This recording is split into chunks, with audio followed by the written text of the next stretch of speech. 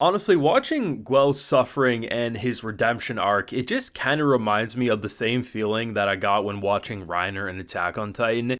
Both of these characters feel like they want nothing more than to die, but the authors just keep roping them back in, saying not today, and goddamn, by the time we reach the end of Gundam, Witch from Mercury, I would be interested to see where Guel's character goes, because we're on a path of redemption for him. I mean, we ended the previous core with him accidentally killing his father, and obviously that was gonna do something to a boy, and seemingly, like, yeah, he was completely broken. It's no wonder why we haven't seen him for a little bit, and why when we did, he was being force-fed because he was just gonna starve. He wasn't trying to prove anything, he literally just, he had nothing to live for. He was so full of regret. And the fact that the punchline of an episode like this is the difference between him and this man who looked at a kid who was dying and said, "There's nothing we can do, let's save the living." Guel, who's already so full of regret, tried to save and obviously was crushed when he couldn't save said kid. But honestly, based on the glare at the end, maybe, just maybe, Guel can come back from this, and I'm excited to see what they do. Full live reaction to this wonderful episode is available on my Patreon if you're interested in seeing my full uncut thoughts. After coming off of the crazy confirmation that the aerial theory was indeed true, which many thought was a crackpot theory, I love the fact that they just go straight to Earth. Like, a majority of this episode is just focused on that. We get a little bit with Mio, of course, and also there's a couple of minutes after the credits that continue on, and she gets to learn exactly who her father was and the reason for the political marriages, carrying on a promise to the mother, and honestly, it's really nice content, but it's all about Earth House. And based on the fact that one of the two, between Sophie and Nora, ended up dying last episode, which honestly was still quite a surprise, I thought they were going to do a reverse bait and switch. No, she is 100% dead, and honestly, between the two, the one who ended up dead was probably the most interesting personality. So usually when maybe the more boring character at face value loses their friend or their teammate who has more of a interesting aura about them goes out, that other character usually has to step up and become a lot more interesting.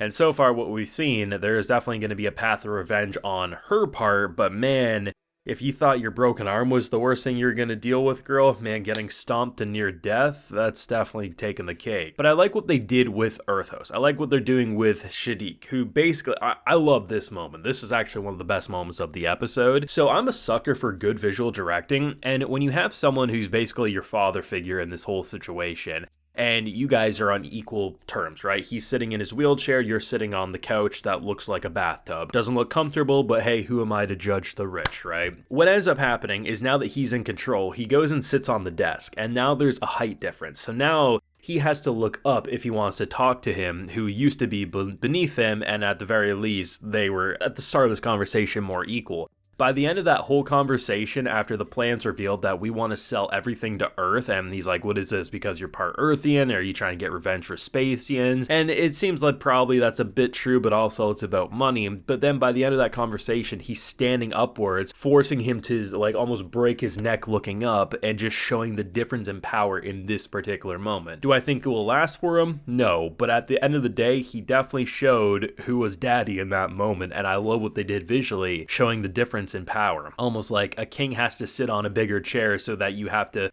feel more important than the general chairs in the audience, right? And that's honestly what he was going for. But the star attraction overall had to be Guel's stuff. Was I expecting this episode? No. But was it a pleasant surprise? Absolutely. To see these two kids, one of which is like, why the hell did this bastard come here? Why couldn't my father come home and said, like you have to put yourself in these kids' shoes. Like, imagine waiting for your dad to come home, and who ends up coming home? One of the enemy. Like, you have to, like, you're not going to think logically. You're not going to be able to sit down and be like, ooh, dad was already dead, this is why we took this person, or, you know, we're going to use them for blackmail. No, like, you're a kid who lost your parent. Like, obviously you're going to be pissed off about it. And I think not only was it great for just a realistic take on war, but by the end it showed you just like, it was honestly like a change of heart for the kid by the end. Imagine, like, because yeah, there literally was nothing that they could do. It looked pretty bad, but honestly, I was like, okay, if Guel's doing something here, maybe what will happen, he'll end up saving the kid. It will give this man who, you know, abandoned the kid, all things considered, but honestly looked like he was a moment away from giving up himself. Maybe he'll die for them. And no, by the end, what happens, happens. It's realistic. There's no miracles. There's no magical lights that will heal them. No, the kid didn't make it. But at the very least, rather than dying on a floor with a building crumbling, the man that they thought was their enemy, you know, was the one that risked their lives to save you. And I think it's such a beautiful message overall, especially given that we start this episode off with him not wanting to eat, not even thinking about it. And then once he learns about that his family is suffering, then of course that starts to charge him a bit. But the fact that he tried to do something right for someone who he didn't have to do anything for, who wasn't the nicest to them. And I think just looking at the pain, I mean, the initial moment when he tries to enter the cockpit of the mobile suit, right? He's just, the last thing he did in a mobile suit was hurt his father. He didn't mean to, didn't know it was him at first, but that's ultimately what he did, right? And the fact that his first reaction to opening up a cockpit and seeing a bloodied body is to vomit because it's PTSD. It's too recent. That's exactly what I did. How did I do this? How did I not realize? And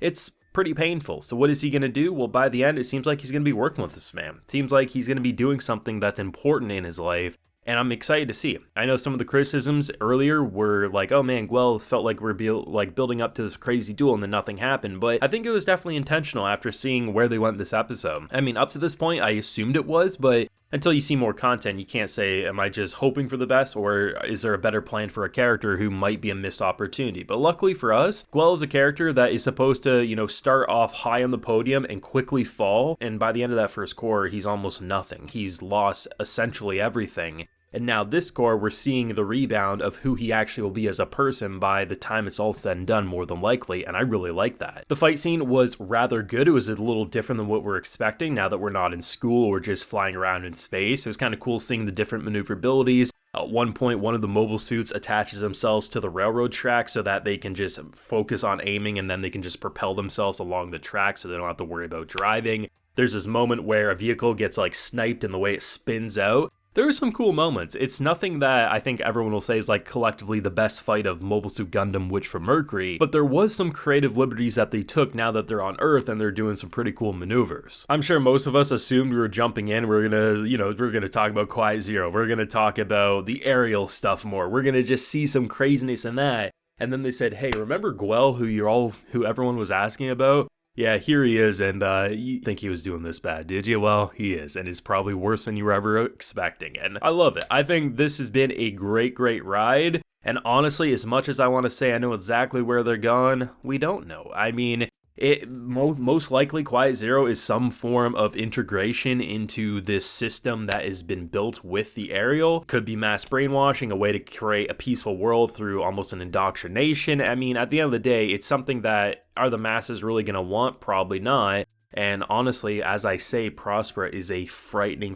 character. Those who seemingly have lost everything and will do, the ends justify the means, are some of the scariest characters. And the fact that you continue to hide her face, we never know what's truly on her mind, and it's gonna be heartbreak from here. Thoughts and feelings yourself, though, down below. Drop a like if you enjoyed, and subscribe if you're new around here. Also, be sure to ring that bell, of course, so you can get notified when I upload on the channel, and like I mentioned, we do have that full live reaction available on my Patreon. While you're there, you can also get a video shout-out. So today, we have James Wright, Kimberly Ublinger, Marion James E. Posada, and Jannice Lumapas, and I appreciate the support, everyone. Please take care and have a good one.